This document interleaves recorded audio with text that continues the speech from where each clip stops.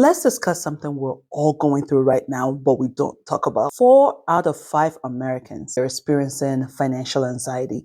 And that was last year, before the tariffs and the up and down of the stock market, before the layoffs from Doge earlier this year that made us all feel like anyone's job, job uncertainty, before we heard about the economy and the slow growth, before any of that.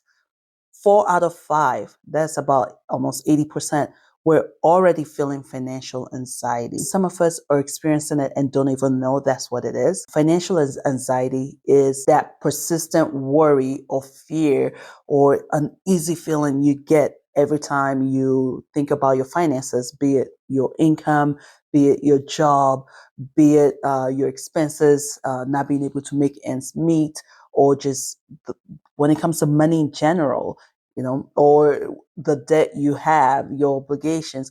Financial anxiety is just that uneasy feeling, but it goes beyond just a little uneasy feeling. It's consistent, it's persistent. Is that feeling of fear. I think that's a big way to really understand what financial anxiety is that fear of no control over your financial situation. Be it that you have a lot of debt, or be it that you're afraid you would lose your job at any given moment, or that you can't cover anything that comes up, an unexpected expense, or your income is not enough to cover your monthly obligation. The key word with financial anxiety is fear. The bill comes in and you don't even want to look at it. The thought of going in and checking your account balance is an uneasy feeling. That's financial anxiety. And in some cases, it's even led to losing your peace, your happiness. It's led to depression in some cases, because there's just this constant thought and thinking about money. I went through that actually. Now, when I look back in my early 20s, I went through that right when I got out of college and there were no jobs. What I was doing had nothing to do with my degree, and I wasn't even making the amount of money someone with a degree. You're now a graduate, and yet I'm working the same job as a non-graduate. No shade, just saying it felt as though I had spent all these years so that I would be able to make enough to cover my bills. And what I'm making is just covering my bills. There was a constant thought about money, and the fact that I can't afford even to live. I don't have enough money. And that constant thought about money leads to depression. Studies have shown that financial anxiety leads to stress. And you know what long-term stress does to our bodies?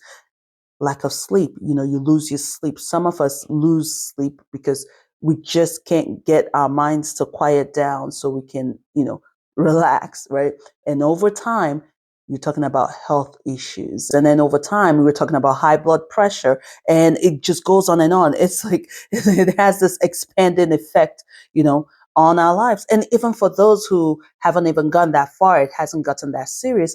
Financial anxiety shows up also in our relationships, in our everyday life. We're so short with everything because we're on the edge. We're already on the edge all the time because our mind is going. We're worried about our finances. So we're just so easily offended, or we get angry so easily. It's because you're so stressed. You're stressed over your thought over money. You're stressed over your thought over your job. Any little thing, you go off, and it's just lately you've noticed how you're just on the edge, or you're just unhappy. It may not be full blown depression, but you're just unhappy because you're so stressed. Because on the daily, there's a constant reminder of the fact that anything can happen with your job, or anything can happen with our income, with our finances, or anything can come up and we can't cover the expense, right? So your joy is gone, your peace is gone. You're just having constant, it's like your mind is going through this constant mental gymnastics over, oh, am I doing everything I'm supposed to do? There must be something I should be doing and all that. And the thing with financial anxiety is, at first, it's a good thing in a way, right? Because it's like fear. There's good fear and there's bad fear. Fear is good in the sense that it would make you do the right thing, right? It will make sure you lock your doors. That's good fear. But then it can keep going and get crazy where you've locked your doors. You have the cameras up, but you still can't sleep because you're worried about how someone can still break in, and do you have the quick reflex to react, and what if the camera's not working, what if.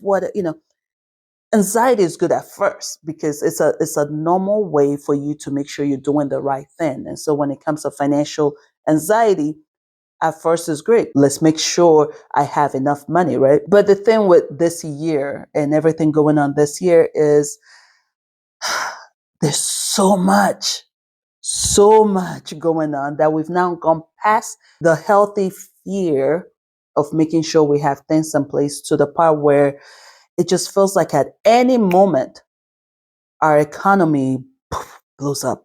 At any moment, uh, you lose that job. At any moment, we can no longer afford to pay our mortgage, or we can no longer afford to make our car payments, or whatever, fill in the blank, whatever it is. In the short 4 months, it just feels like it feels like it there is a lot going on every single day that constantly reminds us, fire, fire on the mountain, run, run, run, right? It's mostly an emotional thing. I like this quote that I saw online. It says, money is often an emotional problem presenting itself as a thinking problem.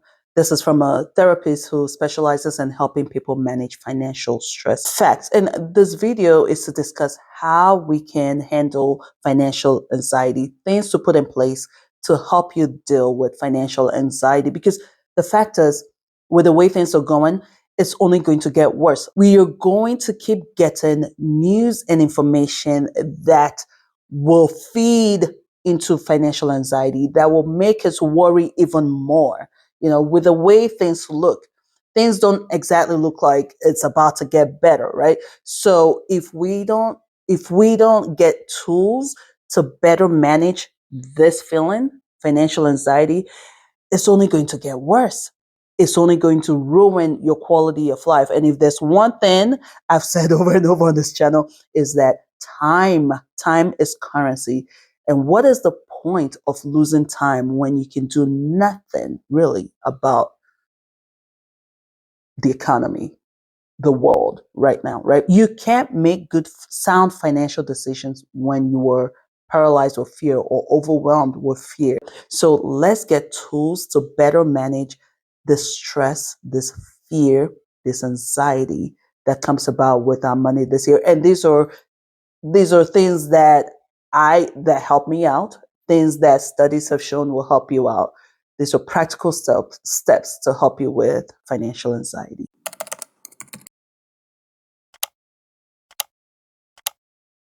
Clarity brings power. I read this somewhere, and I think it's a great way to sum up a great tool you can use against financial anxiety. Whenever it comes to the emotions or things of the mind, a good tool for me is to hit it with facts. Fear of anything blows up the situation so much more than it is, or rightfully so, to the size that it is, but then it's so blown up now that it feels overwhelming and so stressful that you can't handle it. So a great way to deal with this is to hit it with facts. Facts says when the stock market went down, when it lost the points, I don't want to use the word crashed, a few weeks ago. Really, all it lost was what it gained over the last, 2 months, 2 years, right? And so it's not really that bad. I hate to say it's not that bad because money was lost. But if you don't need the money in the next 5 years, you're probably okay, right? A lot of us have mostly our retirement and in the stock market uh, as our investment. Well, checking that balance every single time to see if it's gone up or down, it's really a waste of time. It's only going to build up your fear. The fact is, you don't need it for another, 20 years?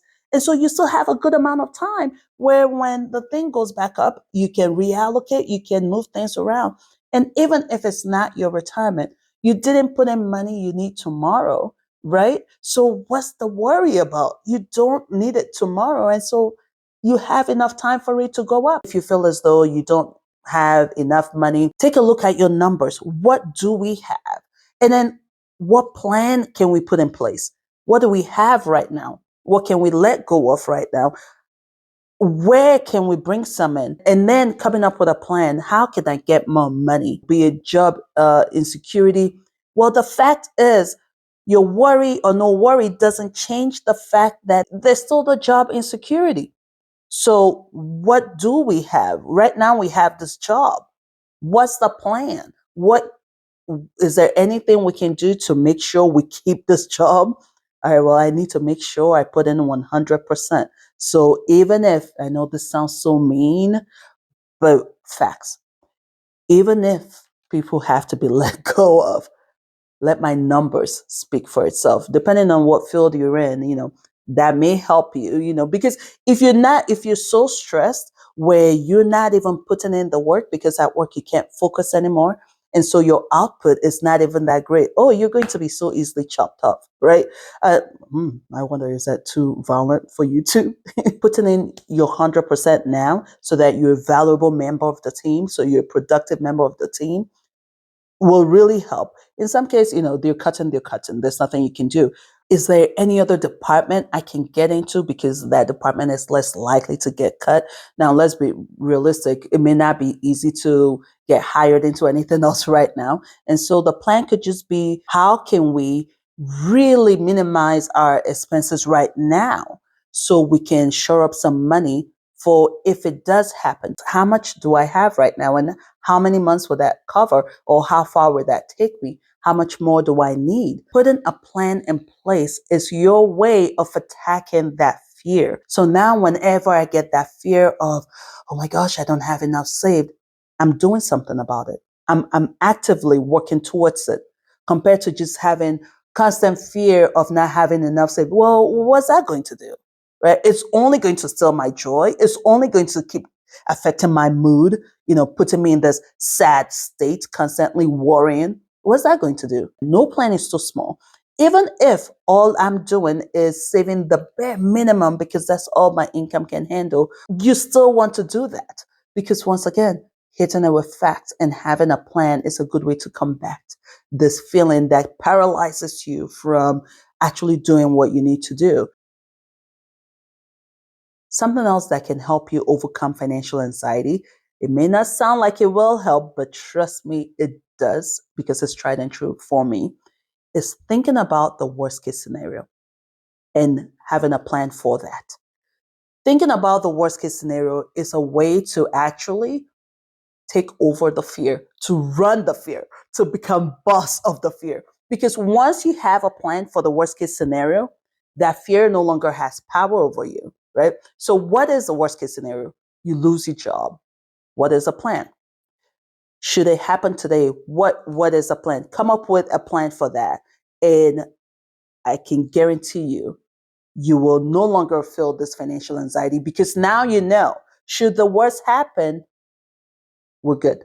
We're good not because it's the best case scenario, but I know what to do. I already have a plan on what to do. This helps me all the time. I hate fear with facts. And then I actually think about, well, if that worst case scenario should happen. And it also helps me come to peace with what it is.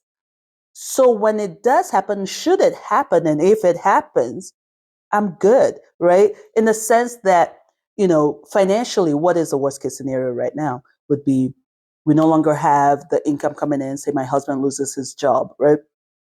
Thinking about that, my plan is, all right, let's bulk up that savings. Let's attack the savings so that should that happen, I'm good. And so now I no longer have the fear of should he lose his job. I know I'm good. We're good. But now, with the way things are going in 2025, what if it goes over 6, 7 months? What if it's over a year? What if we run out of the savings and we still don't have enough income, right, to cover our mortgage every single month? What do we do? That would be worst case. Worst case for me is actually health, but we're talking finances. What would be the worst case situation or scenario financially? We run through savings, still no job, still no income. And so here comes foreclosure. I've worked out for myself that as long as there's good health, it's good. Yes, I'll be sad. We lose this beautiful house that we've been working on. It's painful. But I know, and I've seen people go through foreclosures and go through bankruptcy, and 7 years later, they're fine. I think this is one of the benefit of starting off in 2008, watching people go through foreclosure, watching people go through bankruptcy. And now we're what, almost 20 years after, and they're okay. They're fine. They've built up. The good thing about hitting rock bottom is that that's rock bottom. The only way to go is up. It's up to you how long you stay at rock bottom, right? You can spend the time now tilling back up. I use this as a great example. Dave Ramsey. Dave Ramsey hit rock bottom, right? And look at him now. So what's the heck, he had how many foreclosures? All those rental properties he had foreclosed. So what's the worst that can happen? Foreclosure. I'm telling you right now, I am, as painful as it would be to go through foreclosure, as painful as it would be to go through bankruptcy. Heck, we have someone who went through bankruptcy. Granted, it's not personal bankruptcy, but business bankruptcy twice, and he's a president. He's a president twice. So, if there's anything to learn from these examples, is the fact that your worst case scenario may not be so. It will be bad, but you can overcome it. You'll be fine. You'll be fine.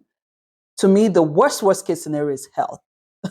As long as you're alive and you have your health, you'll be fine. See, now I'm not losing sleep over it. I'm not losing my happiness over it. I'm not losing my peace over it. I'm not taking it out on my friends or my family or whoever I'm around over it. I'm not going into work in a bad mood. I'm not having an attitude at work because I'm stressed over, oh, this job isn't even paying enough, or I'm stressed over, oh, I have all these bills and whatnot.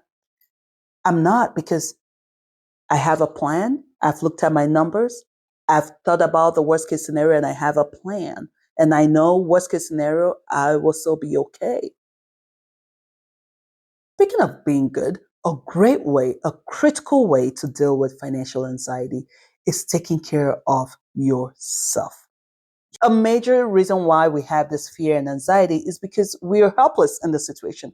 There's nothing really that we can do, right? To change anything right now. The only thing we can control is us, right? For us to be able to actually make the right decisions, make sound decisions, be in a good frame to handle and weather all this uncertainty going on, we have to be in tip-top shape. And I'm not just talking physical, mind, well-being, and yes, also physical, right? So it starts off with, first of all, we need to limit the content we take in. Everyone is vying for our eyes and ears, our attention. It is time for us to take control of that, of our lives, of our time, right? We don't have to keep spending all our time on screen, giving these companies our time. It's time for us to give time to our well-being, and whatever that is. As human beings, we were never built to take in negative news 24/7. What gets a lot of people's attention is negative news. And so the headline has to be negative news. The hook of a video has to be a negative news. It has to be something that makes you worry. We're not built for that, but that's what the world we live in now. You have to limit how much of that you consume. You have to find other ways to while away time. You can't constantly be up on the news and finances and even financial content like this and podcasts. You need to limit that. This is now the time to diversify what enriches your life. So what that does is it changes your perspective. It widens your perspective. And so when financial anxiety tries to come in, it can't even stay, because there's a lot more to life than just your bills. And you're less likely to succumb to this extreme fear and constant worrying, because your life is rich with other things. Build your relationships, cultivating the social lifestyle. It's a great way to deal with that stress hormone that is building up and constantly builds up, that leads to lack of sleep, that leads to depression, that leads to fear. Studies and studies and studies. Heck, you can Google it right now. These sugars and these processed foods, they affect our moods. They affect how we feel. Switching what we eat to more nutritious meals has a great effect on your bandwidth, how much you can handle mentally, right?